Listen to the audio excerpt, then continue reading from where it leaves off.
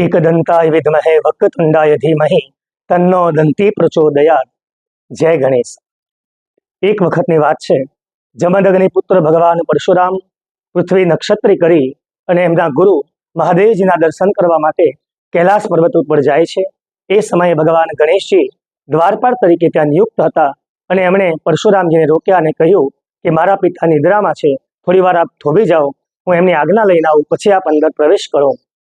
પણ પરશુરામજી ન માન્યા, ક્રોધિત થયા અને એ વખતે ભગવાન ગણપતિજી અને પરશુરામ વચ્ચે યુદ્ધની શરૂઆત થઈ। વાક યુદ્ધ થયું અને પછી એ ભીષણ યુદ્ધમાં ફેરવાઈ ગયું। ભગવાન ગણેશજી અને પરશુરામનું ખૂબ જ ભયંકર યુદ્ધ થયું। દેવી દેવતાઓ ભયભીત થયા અને ભગવાન ગણેશજીએ પરશુરામજીને પોતાના દાંતથી દંત વડે પરશુરામજીને જકડી લીધા અને ક્રોધના આવેશમાં આવી ભગવાન પરશુરામે પોતાની ફરસી વડે ભગવાન ગણપતિના ડાબા દંત ઉપર પ્રહાર કર્યો અને એમનો દંત તૂટી ગયો। ભગવાન ગણેશજી મૂર્છિત થયા। આ બાજુમાં પાર્વતી ક્રોધિત થઈ અને ભગવાન પરશુરામજીને શ્રાપ આપવા માટે આવે છે।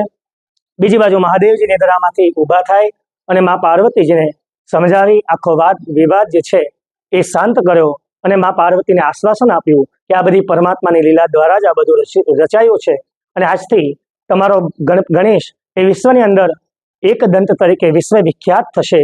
અને આ રીતે ભગવાન ગણપતિજીની કથામાં એમનું એક નવું નામ જોડાયું, જેનું નામ છે એકદંત।